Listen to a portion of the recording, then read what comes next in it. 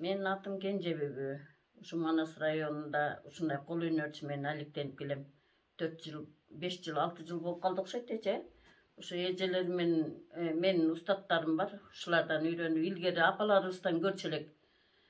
Анан ошо менен унутулуп кетпедиби? Анан Кудай жалгап кайра ушул көтөрүлүп чыгып мына Кыргыздын оюм чийимдеринин баарысын нарта кийизди кандай жасап, кандай оюп, кандай чийишке чейин бир эки эжекем бар менин устаттарым.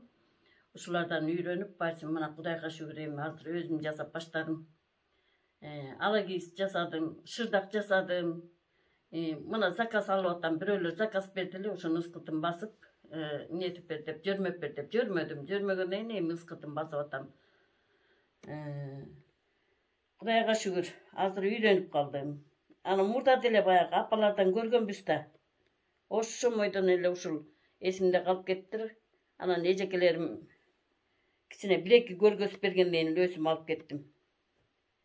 Эжекем Кундузбаева Орунбүбү, бирөө Токтобаева Керимбүбү деген эжекелерим бар. Ушулар ушу кол өнөрчү Кудай жалгап өкмөттө көтөрүп, өкмөттүн көтөргөнүнө ыраазы болом. Мисалы үчүн мына палас килемдер деп атпайбызбы? Аларды мустак илгери чоң аталарыбыз эмнеге ушуларды кармаган? Ушу кийиздин сырын жакшы билген. Кийиз жылуу болот, балдарга сыз өтпөйт. Ал эми алда килем паластар бүт синтетика, алардан сыз өтүп, мына келиндерибиз орукчан болуп, балдарыбыз орукчан болуп атканы ошодон деп ойлойм мен. Анан эми ушу Кыргыздын өнөрүн колдоп, Кыргыздын ала кийиз шырдактарын кайра чыгарып атканына мен өтө кубанычтамын.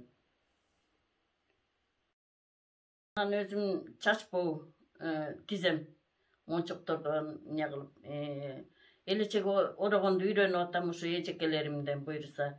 Үйрөнүп деле калдым десем болот. Элечеге ороп атам, курак курайм. Анча-мынча курак курайм, анан кичине майда чүйдө панолор жасай коем. Колумдан келген барсын эле жасап атам. Бул каныбызга сиңген нерсе да. Курак курабаган Кыргыздын айымдары жок болуш керек.